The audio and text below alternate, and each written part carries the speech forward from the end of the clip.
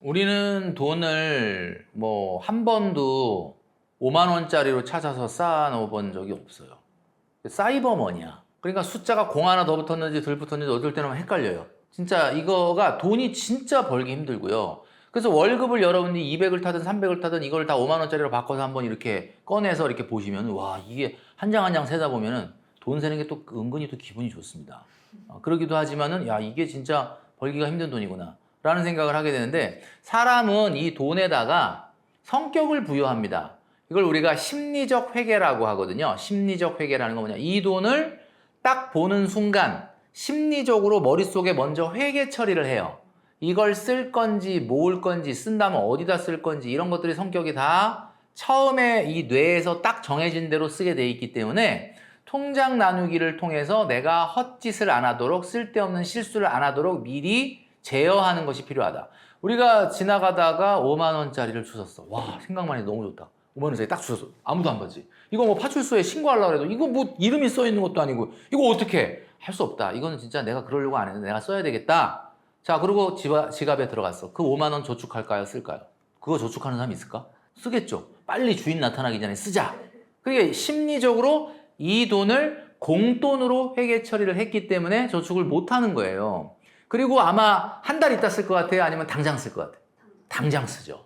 예, 그러니까 이게 심리적으로 이 돈의 성격을 어떻게 부여하느냐에 따라. 자, 우리가 옛날에 부모님들이 월급을 타면 막 이렇게 침 묻혀가면서 이렇게 세가지고 이건 등록금 낼 거, 요거는 반찬값, 뭐 이런 식으로 해. 이게 그때 심리적 회계를 하면서 이 돈은 절대 건드리면 안 되고 이 돈은 반찬 사는데 외에는 쓰면 안 돼. 이게 이제 심리적 회계예요. 그래서 통장 정리가 대단히 중요하다. 그래서 직장인들은 보통 통장 4개 정도는 써야 됩니다. 첫 번째 통장은 월급 통장. 월급 통장은 월급 받는 용도예요. 그리고 저축이 빠져나가는 용도. 저축과 투자와 보험료가 빠져나가는 용도고 월급을 받는 용도예요.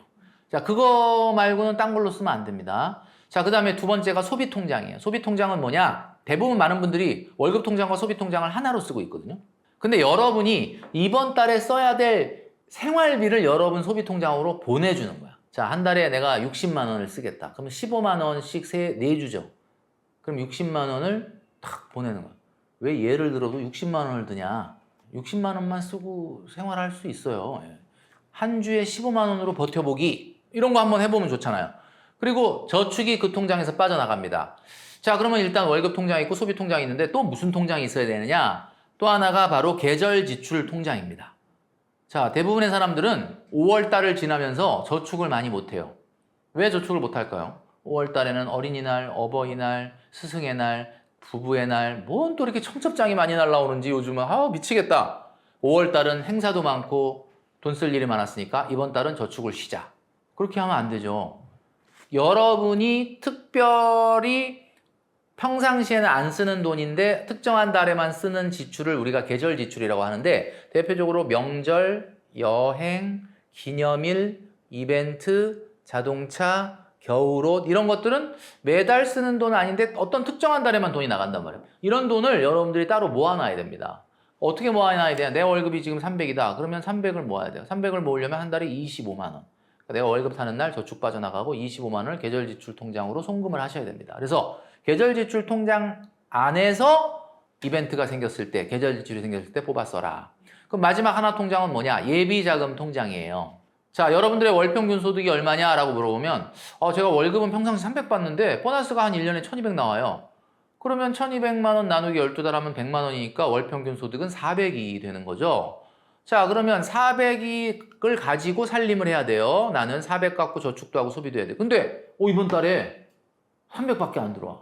이번 달에 평균 400만 원 소득인데 500이 들어왔어. 아싸!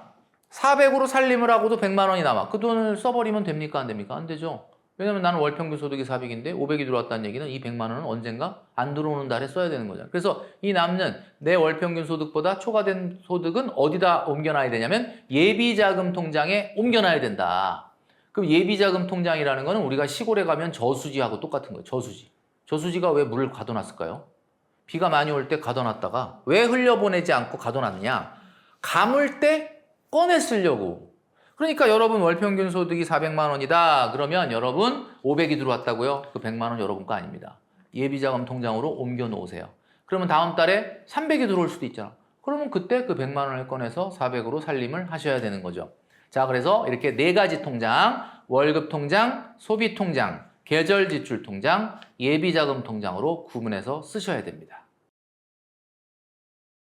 네, 우리가 뭐 통장하면 이름 굉장히 많아요. 증권회사에서 만들어주는 CMA도 있고요. 그 다음에 최근 은행에서 인기가 있는 파킹 통장도 있습니다. CMA나 파킹 통장은 입출금이 자유로우면서도 약간의 이율이 붙는, 이자가 붙는 거기 때문에 여러분들이 계절 지출 통장이나 예비자금 통장 같은 거를 이런 통장으로 쓰시면 되는 겁니다. 그 이상도 그 이하도 아니에요. 그런데 ISA는 여러분들이 아시겠지만 곧 슈퍼 ISA가 출시할 예정입니다. 그럼 기존의 ISA는 어떻게 되는 거냐? 기존의 ISA하고 중복가입이 가능해요. 기존의 ISA는 여러분이 거기에서 투자를 하든 저축을 하든 펀드를 사든 뭘 하든 거기에서 발생하는 수익에 대해서 자, 서민형은 400만 원, 일반형은 200만 원까지 그 수익 금액에 대해서 이자 소득세 15.4%가 면세가 됩니다. 그리고 그 금액을 넘어서도 9.9%인 저율과세로 세금을 좀 깎아주고 있죠. 그리고 여러분도 아시다시피 최근에 열심히 여러분 해외에 투자하시는 그 해외 자산도 해외 주식이지만 국내 상장된 ETF에 투자하시게 되면은 여기서 나오는 배당금도 이자소득세 15.4%를 면제해 주는 게 바로 ISA입니다. 그래서 여러분이 저축이나 투자를 ISA에 하시다가 이제 6월 달에 슈퍼 ISA가 나오면 그때 슈퍼 ISA까지 같이 하시면 된다라고 보시면 되고요. 개인연금 저축이나 IRP는 조금 성격이 다른 겁니다. 이거는 여러분들이 지금 쓰려고 하는 게 아니라 55세 이후에 써야 돼요. 그럼 55세 이후에 쓴다 그러면 뭐야 55세가 내 인생에 오냐? 이렇게 생각하겠죠. 그러니까 그거는 금액을 정해서 하셔야 됩니다. 많은 분들이 특히 2030들을 만나보면은 저기 연금 저축하고 IRP에다가 세액공제 아주 이빠이 받으려고 900만 원을 한꺼번에 납입을 했어요. 뭐 이렇게 얘기를 하는데 900만 원이면 여러분 한 달에 75만 원이거든요. 도대체 한 달에 얼마를 저축하길래 75만 원을 개인연금 저축과 IRP로 하시는지 모르겠는데 개인연금 저축과 IRP가 세액공제가 훌륭하긴 하지만 그거는 노후 준비를 하는 거기 때문에 여러분들이 하고 있는 저축액의 한 20% 정도 수준으로 하시는 게 맞지 그거보다 더 많이 하면 안 된다라는 이야기입니다. 한 달에 한 3, 400 저축한다. 뭐 그런 사람이 75만 원 하는 건 괜찮은데 난 한 달에 열심히 해봐야 150만 원밖에 못 한다. 라고 하면 개인연금 저축과 IRP는 30만 원 정도 이내로 하시는 게 맞을 것 같다라는 말씀을 드리고요. IRP나 연금저축은 제가 전 영상에서도 말씀드렸던 것처럼 사실은 당장 쓸 돈이 아니고 장기적인 투자로 노후에 쓸 돈이기 때문에 적극적으로 투자를 하시는 게 금리형보다는 유리하다라고 말씀드리고 싶습니다. 사실 미국에 직접 투자하는 상품은 ISA에 담을 수가 없거든요. 그러니까 우리가 해외에 투자를 하려고 좀 많이 생각을 하고 있는데 해외에 투자를 하는 것을 직접 투자를 하게 되면은 달러로 환전을 해가지고 밤에 투자를 해야 돼요. 왜냐하면 장이 10시 반부터 열리거든. 그러니까 새벽에 잠도 안 자고 그거 들여다봐야 되잖아요. 근데 똑같이 해외 주식을 추종하지만 나스닥 S&P 500을 추종하지만 국내에 상장되어 있는 것도 있단 말이에요. 여러분 잘 알고 계시는 뭐 코덱스, 뭐 타이거, 에이스, 플러스 뭐 이런 게 다 그런 거예요. 근데 그런 데다가 투자하게 되면은 또 세제 혜택을 국내 상장이기 때문에 그 배당금이나 분배금에 대해서 저율과세와 비과세 효과를 주니까 일반 계좌에서 하시는 것보다는 ISA 계좌에서 하시면은 세금이 절약이 되기 때문에 그런 말씀을 드리는 거고요. 이제 앞으로 나오게 될 출시 예정인 슈퍼 ISA 같은 경우는 국민성장 ISA라고 해서 해외 투자가 금지됩니다. 그 대신에 이제 세제 혜택이 지금 기존보다 훨씬 더 확대될 예정이거든요. 그러니까 국민성장 ISA를 하시게 되면은 국내 기업이나 국내 펀드에만 투자를 하셔야 되는데 나는 국내 펀드나 국내 주식보다는 해외 하고 싶은데 그러면 그냥 기존의 ISA에서 해외에 투자되지만 국내 상장된 ETF를 하시면 되는 거고 국내 투자를 좀 적극적으로 하면서 세제 혜택을 더 세게 받겠다 라고 하면 새로 생기는 그 국민성장 ISA를 하시면 됩니다.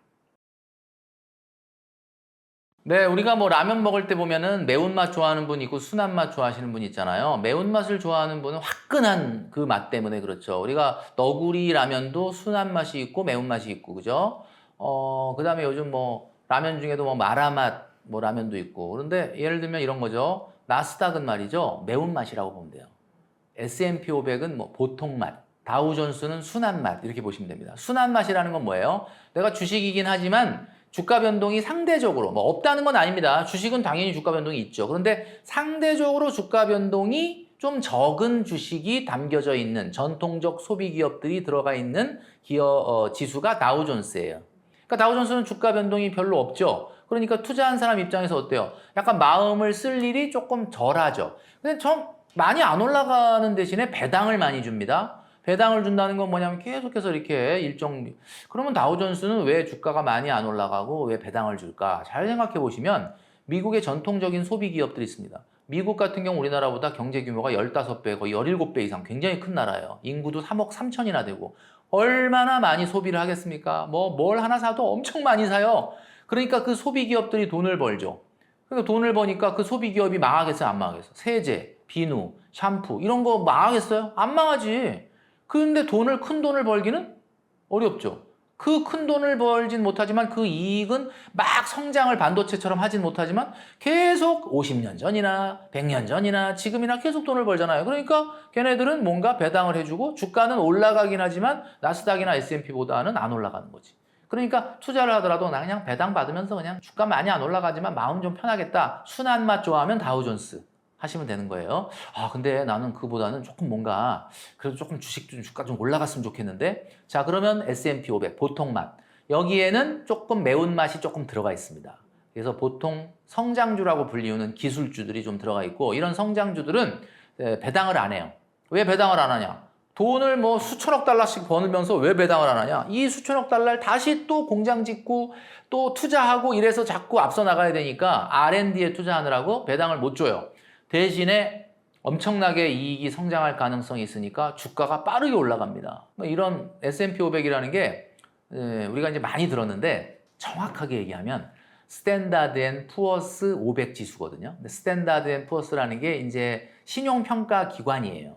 그러니까 이 스탠다드 앤 푸어스라고 하는 미국의 신용평가 기관이 미국의 산업 중에서 금융 20개, 그 다음에 공공 20개, 제조 400개, 운송 30개 이런 식으로 분야별로 가장 지금 미국에서 잘 나가고 유망한 기업 500개를 뽑아놓은 게 S&P 500이에요.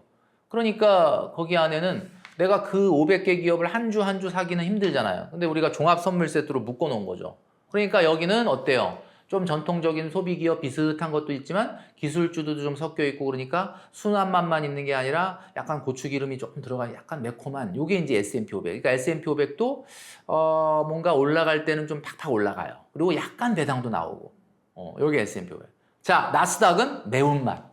말 그대로 매운맛입니다. 이거 완전히 진짜 어마어마한 빅테크 기업들인데 이 빅테크 기업들이 돈을 많이 벌기는 하지만 그걸 주식 숫자로 나눠보면 다 그렇게 돈을 많이 벌지 못한. 근데 왜 이렇게 돈을 많이 못 버는데 주가가 빨리 올라가냐? 앞으로 엄청 커질 거라고 사람들이 생각을 해서 자꾸 사는 거예요. 그러니까 나스닥은 주로 기술주들, 우리가 잘 알고 있는 기업들, 이름만 대면 여러분 다 알고 있는 기업들. 어떤 기업입니까? 애플, 엔비디아, 마이크로소프트, 메타, 구글은 이제 알파벳이죠. 그 다음에 아마존, 이런 기업들입니다. 이런 기업들이니까 그냥 엄청나게 그 대신에 무슨 일이 생기면 주가가 제일 많이 빠져. 왜냐하면 당연하겠죠. 많이 올랐으니까 많이 빠지죠. 그래서 이게 매운맛이다. 이렇게 보시면 되는 거죠. 워렌 버핏이 이런 이야기를 했습니다. 자기가 죽으면은 자기 재산의 10%를 제외한 90%를 여기다 넣어라. 그게 S&P 500이거든요.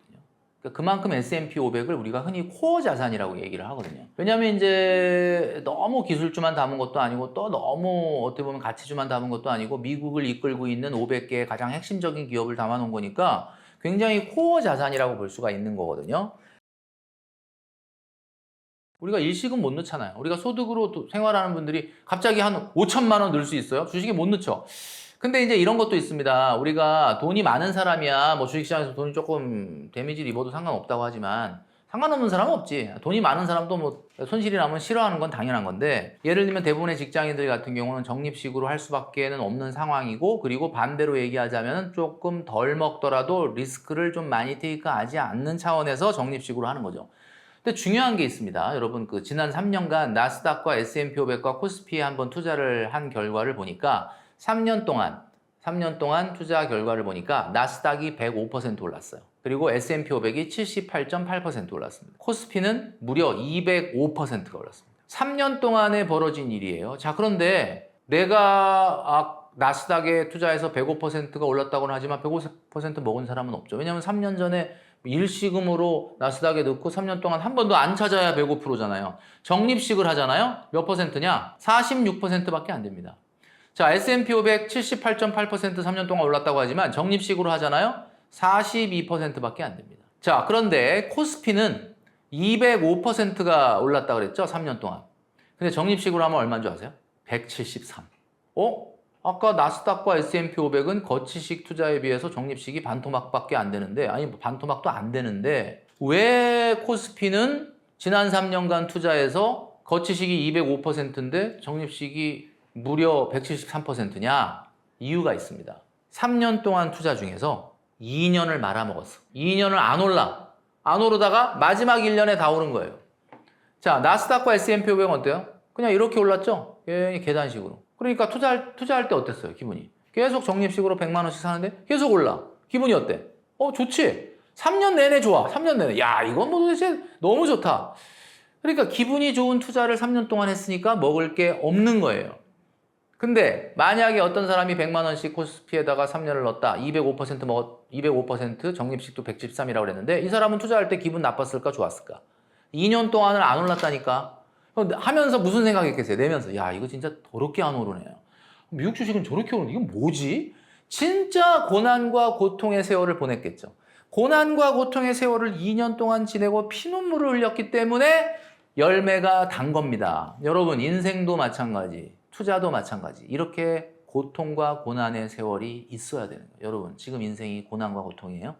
여러분 지금 잘 가고 있는 거예요. 여러분 지금 괴로워요? 그게 정상이야. 지금 뭐 어떻게 먹고 살만해? 너무 괜찮아? 그러면 여러분 나중에 단 열매가 없을 수가 있어요. 투자도 마찬가지고 인생도 마찬가지고 지금 고난과 고통의 시기를 지나야 됩니다. 자, 그러면 내가 적립식으로 앞으로 투자한다면 어떻게 해야 돼요? 올라야 돼, 안 올라야 돼? 안 올라야 돼요. 지금 최근에 막 나스닥 S&P 500에 매달 100만 원씩 넣는데 와, 계속 올라. 와, 훌륭하다. 훌륭한 게 아니에요. 지금 여러분은 매달 전월에 본인을 갱신하면서 가장 비싸게 사고 있는 거. 이 사람이 수익 나겠냐고. 그러니까 여러분이 투자를 딱 시작했는데 적립식으로 투자를 시작했어. 근데 계속 주가 떨어진다. 할렐루야. 이게 좋은 겁니다. 그래야 나중에 수익률이 커질 수밖에 없다라는 이야기죠. 여러분, 월 적립식 장기 투자에서 초반에 오르는 것은 반드시 수익이 안 난다. 여러분, 최근에 투자를 시작하셨다고요? 기도하세요. 너무 빨리 올라가지 않게. 여러분, 살 게 많아요? 산 게 많아요? 살 게 많죠. 그걸 생각하셔야 됩니다. 저는 이렇게 생각합니다. 지금 사회초년생 때부터 제가 월급의 40% 정도는 저축해라. 엄마가 먹여주고 재워주면 50% 해라. 그 50% 저축 금액의 20%를 노후 준비로 하잖아요. 나스닥 S&P 500에 투자하잖아요. 그 사람 노후 준비 안 해도 됩니다. 왜냐? 30년이라는 세월이 있기 때문에. 금액이 20만 원, 30만 원이라고 걱정 안 하셔도 돼요. 근데 문제는 대부분 사람들 어떻게 하느냐? 그렇게 오래 안 해. 많이 하고 짧게 하려고 그래. 조금 하더라도 길게 할 생각을 하세요. 노후 준비는 한마디로 말을 해서 큰 금액으로 대비할 수가 없습니다. 여러분, 돈 쓸 일이 얼마나 많아. 사회에 나오면. 그죠? 할 일 많죠. 뭐 결혼도 해야지, 집도 사야지, 뭐 차도 사야지. 그래야 되는데 무슨 얼마나 대단한 돈을 지금 55세 이후에 60세 이후에 투자를 하겠습니까? 그러니까 중요한 거는 노후 준비는 여러분이 하고 있는 저축과 투자의 20% 이내로 하되 잊어버려라. 이 돈은 없는 셈. 그러니까 세금이라고 생각하세요. 이렇게 생각하는 게 제일 좋은 방법이다라고 말씀드리고 싶습니다. 자, 200만 원인 경우에는 소득을 어떻게 투자할까 생각하지 말고 내가 왜 200만 원일까 생각을 해요. 왜냐하면 200만 원을 받는다는 건 무슨 얘기예요? 그 일자리는 없어질 수도 있는 일자리예요. 그러니까 200만 원이 어디야? 250이 어디야? 라고 감사하는 건 너무 좋은데 중요한 거는 지금 본인이 사회초년생이라서 200, 250인 거예요? 아니면 하는 일의 종류 때문에 그런 거예요? 아니면 내가 뭐 때문에 그런 거예요? 200에서 250만 원이라면 언젠가 여러분은 다른 뭔가에 의해서 대체될 가능성이 있어요. 그러니까 그거는 저축할 생각을 하지 말고 200, 250만 원이잖아요. 내 최소한의 경비 한 주에 한 30만 원이면 될까? 진짜 최소한? 그럼 120이죠. 나머지 80 남는다. 그거는 여러분을 디벨롭 하는 데 써야 됩니다. 저축 투자할 때가 아니야 지금. 뭐 저축 아니 좋죠. 뭐 10만 원, 20만 원, 30만 원 하는 건 좋은데 무슨 얘기냐? 한 주에 30만 원 정도면 충분히 삽니다. 형 제가 얘기했잖아요. 지금 30만 원 한 주에 30만 원 통장에 넣어놓고 체크카드 쓰면서 금요일쯤 됐는데 5만 원 남았다. 그러면 주말에 조금 조심해야 되겠다. 이러면서 생활을 하시고 그 80만 원으로 여러분의 소득을 200, 250이 아닌 300, 350, 400으로 만드는 노력을 하는 것이 최고의 투자다. 이렇게 말씀드리고 싶습니다. 300만 원 정도는 돼야 그래도 뭐 조금 이렇게 투자를 할 수 있지 않을까라는 생각을 합니다. 300만 원 월급이 됐다. 엄마가 먹여주고 재워준다. 그러면 150은 해야 돼요. 근데 엄마가 먹여주고 재워주지 못해서 내가 월세가 나가거나 전세가 대출 이자가 나간다. 그래도 40%에서 45%는 해야 돼. 120은 해야 돼. 120. 그러면서 300이 빨리 400, 500 되는 노력을 해야 되겠죠? 120은 일단은 제가 봤을 땐 70% 이상 금리용으로 돈을 모으세요. 옆에서 뭐 주변에서 수익률 인증 신경 쓰지 마세요. 그 사람들 뭐 1,000만 원, 2,000만 원, 1억, 2억 넣어갖고 10억 된 거 아닙니다. 너무 무서워하지 마시고요. 돈을 뭉칠 생각을 해라. 여러분 어렸을 때 그 눈싸움 해봤죠? 눈사람 만들어봤죠? 중요한 거는 눈덩이 요만큼은 만들 수가 있거든요. 요만큼 만들 수 있어요. 요만큼 손으로 이렇게 해갖고 눈싸움 만들었잖아. 그 눈덩이 커질 수 있어요. 안 커져요, 그거는. 여러분이 그렇게 투자를 요만한 눈덩이 굴려면 굴려져요? 안 굴려지잖아. 일단은 내 머리통만한 눈덩이까지는 참고 이렇게 뭉쳐야 돼. 내 머리통만큼 뭉쳐진 다음에 약간 높은 언덕에 올라가서 굴리면 어떻게 돼? 그러면 그게 스노우볼링 이펙트죠. 그러니까 일단 3천만 원까지는 일단 5천만 원까지는 괜히 신경 쓰이고 에너지 쓰이고 밤에 누워서 자는데 자꾸 주식 때문에 눈 번쩍번쩍 뜨이는 이런 일 하지 말고 모아라. 그 이후에는 하지 말라 그래도 아마 여러분이 잘하실 거라고 보고요. 그래서 처음에는 3천, 5천을 모으는데 집중하시는 여러분 되셔야 됩니다. 시드가 있게 되면 훨씬 투자가 여유로워지고 여유가 있는 사람이 돈을 땁니다. 워렌 버핏이 이런 이야기를 했거든요. 주식이라는 장치는 조바심이 있는 사람의 돈이 인내심이 있는 사람의 계좌로 옮겨지는 장치다. 이런 이야기를 했는데 이게 무슨 말이겠습니까? 여유 자금이 있는 사람이 인내심이 있고 마음의 여유가 있는 거죠. 내가 이거 진짜 얼마 안 되는 돈 이거 내 진짜 잃으면 안 되는데 이런 사람이 주식시장에 들어오면은 버티지를 못해요. 너무 좋은 주식을 빨리 팔든지 아니면 빨리 망해갈 텐데 그걸 붙잡고 있는 쓸데없는 행동을 하게 될 가능성이 많다는 거죠. 일단 세 가지를 머릿속에 기억을 하고 투자를 시작하시기 바랍니다. 자, 종이에다 쓰세요. 1번, 나는 언제까지 투자할 수 있는가? 두 번째, 나는 얼마까지 투자할 수 있는가? 세 번째, 얼마의 투자 성과면 나는 만족할 것인가? 이 세 가지를 적어놓고 투자를 시작하십시오. 만약에 이걸 안 적어놓고 투자를 시작하면은 여러분 아시겠죠? 우왕좌왕합니다. 근데 이걸 딱 지금 삼전 하이닉스로 만약에 돈을 번 분이 있잖아요. 없는 사람도 포모지만 있는 사람도 지금 마음이 괴로워. 왜? 있는 사람이 왜 괴로워? 수익이 났는데 언제 팔아야 될지 모르겠네. 근데 그냥 뭐 수익 났으니까 팔면 되지 않냐? 팔고 이 주식을 안 볼 것 같아요? 만약에 나 팔고 40만 원 가면 어떡하지? 나 팔고 하이닉스 250 가면 어떡하지? 이게 공포감이라는. 그러니까 제가 말씀드리잖아요. 여러분이 수익을 봤다면 맞다. 나는 좀 언제까지 투자할 수 있었고 얼마까지 투자할 수 있었고 얼마 정도 만족한다고 그랬으니까 그래. 내가 15만 원에 사서 지금 23만 원이니까 15만 원에 사시면 30만 원이니까 난 충분히 먹었다. 근데 팔 때 내가 팔고 40 가면 어떡하지? 여러분 주식 사주는 사람도 먹어야 될 거 아닙니까? 이렇게 정리를 해야지 되지. 정리 안 하면 어떻게 되느냐? 팔고 또 포모가 생겨. 내가 팔았더니 또 올라가네.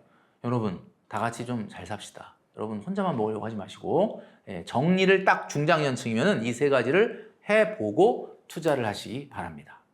네, 뭐 최근에 포모도 많고 굉장히 걱정이 많습니다. 요즘 뭐 이유도 없이 자꾸 아픈 분이 내과를 가도 진단이 안 나와, 신경과를 가도 진단이 안 나와, 정신건강의학과 갔는데도 진단이 안 나와. 저한테 오니까 제가 진단을 해드려. 삼전통, 닉스통 뭐 이런 거 있는데 여러분 포모가 있으면 반드시 사고를 치게 돼 있다라고 제가 말씀드렸잖아요.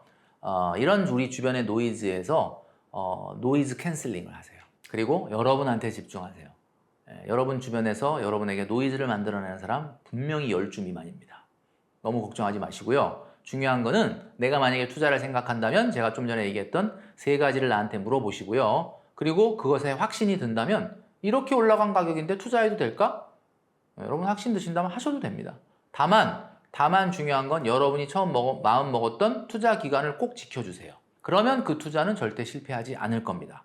투자는 대부분 사람들이 상추나 배추로 생각하고 접근을 하기 때문에 문제가 되는 거지, 아니 인삼 농사 짓겠다라는 마음으로 투자한다면 뭐가 문제가 되겠습니까? 이 산업이 커질 거라고 하는 것은 답정너거든요. 그러니까 그건 전혀 우려할 이유는 없다라고 말씀드리고 싶고요. 설사 투자를 나는 겁나서 못한다. 안 하셔도 됩니다. 아무 일도 안 일어납니다. 너무 걱정하지 않으셔도 되고요. 가장 중요한 건 여러분의 일이, 여러분의 행업이 성장하는 것이 가장 중요하다. 이렇게 말씀드리고 싶습니다.